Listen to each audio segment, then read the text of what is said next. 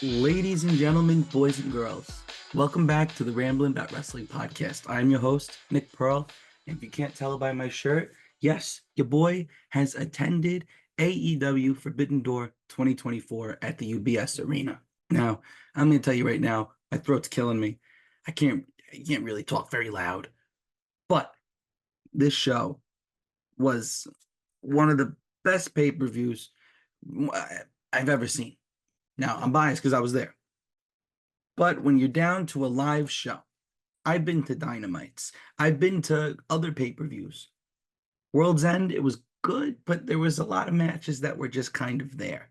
Forbidden Door, all hits, no misses at all. My thoughts, my experiences going to this show. So I'm going to tell you right now, the parking situation, we got the parking garage. You want to get there at least an hour and 15, 20 minutes early. I planned on getting there 5:45. We got there a little after 6, and the parking garage was almost full. I said, uh-oh, what happens if I paid for this and I can't get there? Not my fault. Eamon decides to go to the bathroom, and I had to get out of the car and drag him. I had to drag him out of the house into the car. I said, you're trying to stall. I want to get there. We got 45 minutes of traffic to get through. He goes, there's traffic? I said, yes, there is. I want to get there. So after we got in the car, we got our parking spot. Parking garage is nice. You walk across, take the elevator down, and just walk over to UBS. Did not take very long at all. We get there, the merchandise stand. This is one of the low points for me. They didn't have the biggest selection, but it didn't bother me. They had a lot of event t-shirts. They didn't really have individual wrestlers. Well, I don't think they did have any individual wrestlers. You had the new Brody Lee shoes that were dropping. You can get them a day early at this show. I almost dropped $150 on them, but I did not. You had this shirt. You had a nice Forbidden Door sweatshirt, but the prices, freaking ridiculous. You go to shows, you go to a WWE house show, I think the shirt's like $30, $35. You go to Dynamite, Grand Slam, whatever, $45 for a shirt. At this pay-per-view, I've never seen a t-shirt get sold for $50 before.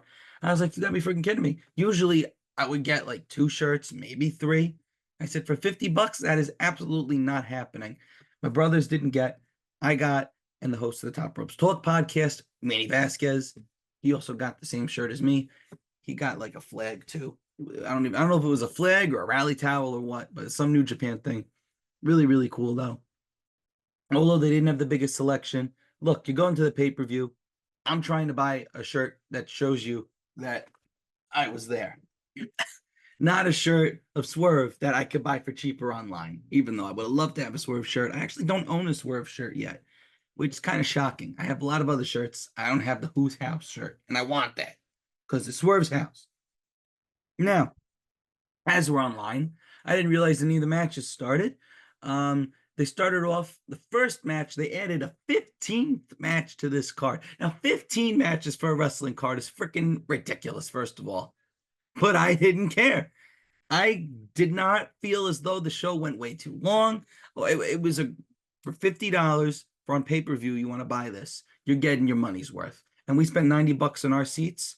We 100% got our money's worth. But I'll talk about our seats in a second. I walk down.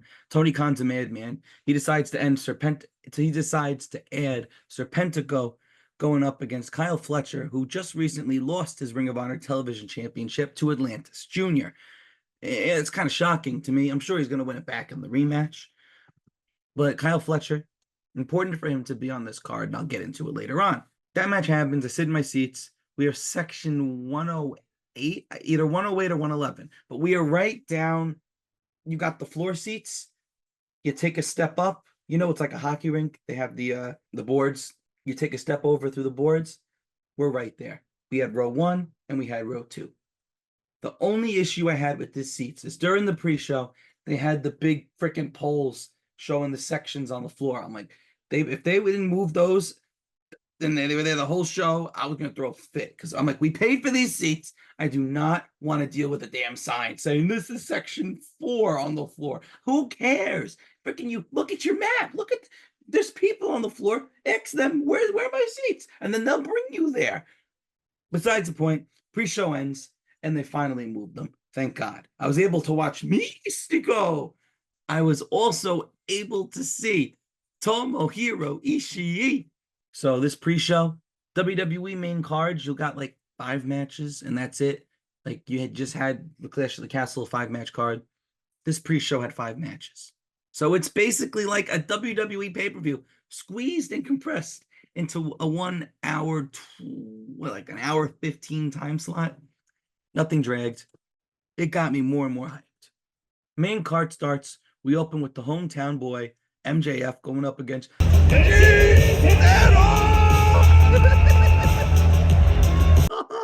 love it. MJF got a hero's welcome. He had a banger of a match. And, it was a great opener to make the crowd happy. Velarde, my boy, came a little late. He missed MJF. He was very, very upset. I, however, did not miss it. So I just want to talk about the highlights, main points for me. So since I paid for this show, my friend Bear, he'll make comments. Nick, you got to live in the moment. You got to live in the moment. Yes, I'm living in the moment, but I got my phone in my hand too. I paid for this whole show. If there is a match that's freaking excellent, 10 out of 10, I didn't buy the pay-per-view. So how am I supposed to go back and watch it? Gotta watch it on my phone. And this is a match right here, Orange Cassidy versus Zack Sabre Jr., that I wish I had filmed the whole thing. Starts off slow, but they really build to that crescendo. They build. And then the last 3-4 minutes, just full on. It was a masterpiece of this freaking technical wrestling. I love a good technical wrestling match. And Zack Sabre Jr., he is the best, pound for pound, technical wrestler in the entire world. They just decide to go ham for the last few minutes. Constant counter after counter after counter. Zack Sabre Jr., I don't know what his finishing submission maneuver is, but whatever he can grab, just grab and pull. Oh, that's it. Oh! That's got to be it. Oh! Oh! That's it. He's done. Yeah!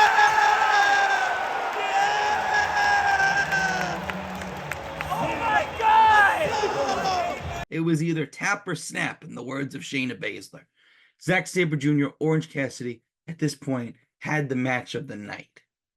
I've seen ladder matches before live, but I'd never seen anything like this. You got this freaking incredible TNT Championship ladder match, Bear's first ladder match ever live.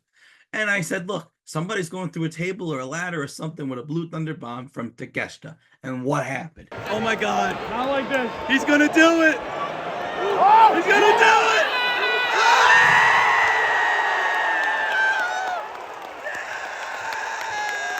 it. Takeshita pulls out this magnificent Blue Thunder Bomb through 2 tables. Never seen tables break so immaculately before in my entire life.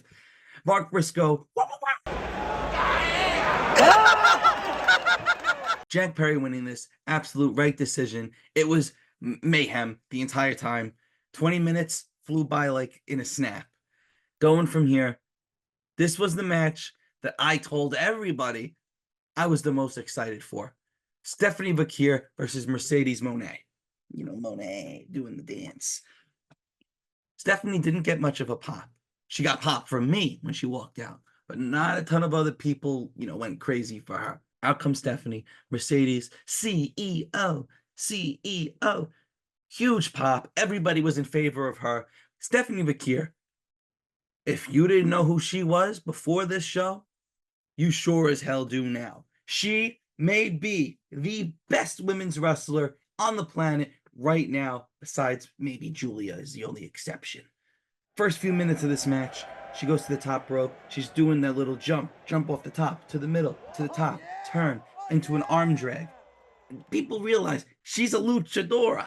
She could jump. She did some crazy freaking things. She does everything she did had purpose. Everything had impact.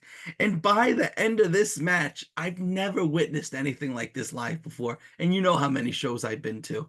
Stephanie was somehow able to turn the crowd a full 180. And Mercedes was getting booed whenever she did anything. And nobody wanted Mercedes to win. They wanted Steph. So Steph, this matchup better earn you a contract. Tony, buy her out right now. I need her on TV every week. But the only thing I hated about this part, Mercedes wins. Stephanie's on the ground. She lost. I would have loved to see her get her flowers, get a standing ovation from the crowd, because she would have gotten it from this match. But no, they move right from this to the returning Dr. Britt Baker, DMD.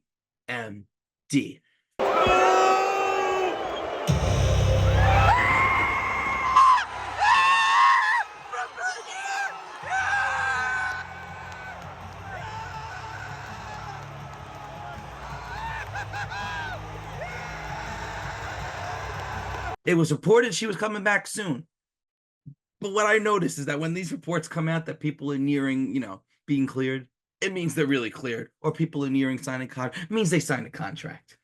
So Dr. Britt Baker coming back, I think it might have gotten the pop of the night. And you see how I can't talk right now? This is why. Britt Baker's looking to become the first ever woman to win both belts in this company. Will it happen? I don't know. But these matches right now are going to be something else. Now, Moxley and Tetsuya Naito. Only thing I want to talk about this is we were all excited to do Wild Thing, and then Moxley came out to his New Japan theme, but he walked right in front of us. Moxley, Moxley, Moxley, Moxley, Moxley, Moxley, Moxley, Moxley, Moxley. It was awesome. I could have touched him if I wanted to, but then security probably would have killed me. 2 cool-down matches with a Jericho match and this. And this one because we were trying to get over the Mercedes Stephanie match. Naito becomes the new IWGP Heavyweight Champion. That gives New Japan 2 victories on this card, which is good for them. One of the most incredible freaking main events and matches that I've seen live ever. It's Swerve Strickland, Will Ospreay for the AEW World Championship. And this matchup, it held up to the hype. Everything everybody said.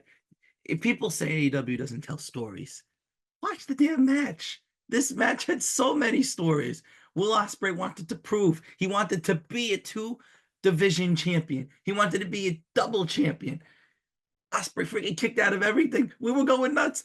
The whole last 10 to 15 minutes of this match, we're standing up, jumping. Every kick out. Pile driver on the freaking barricade. Swerve stopped going through the table even though it didn't break the table. Swerve hitting the hidden blade. Them all kicking out of everything. Kick out! 1, 2, 3!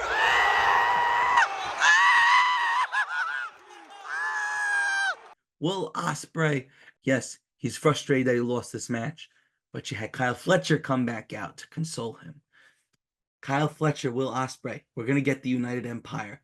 Maybe the United Empire continues this feud with Swerve, and you get Swerve, EJ, and Duca, who was just on the way in on Collision, and maybe one other guy. I don't know who else Swerve had with his crew. Maybe you get a 3-on-3 match with that. Maybe United Empire, they couldn't get this world title. Maybe they go for the trios titles. Whenever Mark Davis is cleared, I don't know when that's going to be, but Swerve and Ospreay, so good. I can't stop saying enough good things about this match. We went freaking crazy the entire time. Crowd gave it a standing ovation the end of the night, and Swerve sent the crowd home happy, Nana style. But this pay-per-view, man, if you didn't get a chance to check it out, you need to. You have to. Please. You'd be a fool. You're making a fool out of yourself if you don't check this freaking show out. You have to. Every match was fantastic except for the Moxley Naito. And Jericho's was even good. Whole crowd, whole night, we were hot as hell. People on TV say, those New York crowds, they're great, but then they die down. I was there. We didn't die. So, how do I rate the show? I'm going to have to give it. Is it the best show I've ever been to live? Yes, it is. I'm going to have to give this a 9 out of 10. Just because the Moxley match, if that had hit, there you go. It had a little bit of something for everybody, this whole show. 9 out of 10. I would rate it a 10 out of 10, but then you never know what it's going to be like at the next show I go to. Got to leave little room for improvement. Match of the night, obviously Swerve and Ospreay, but right behind that, Mercedes Stephanie. Third best match, Orange Cassidy, Zack Sabre Jr. And you also got the ladder match right behind there. It's tough to rank them because they were all so good. What's next for me? after this. Well, I'll see you all at Grand Slam, Arthur Ashe Stadium, September, I think, 25th. We getting the cheap seats. I'm not sitting down low. Absolutely not. I need to save some money. We're going to go section 333.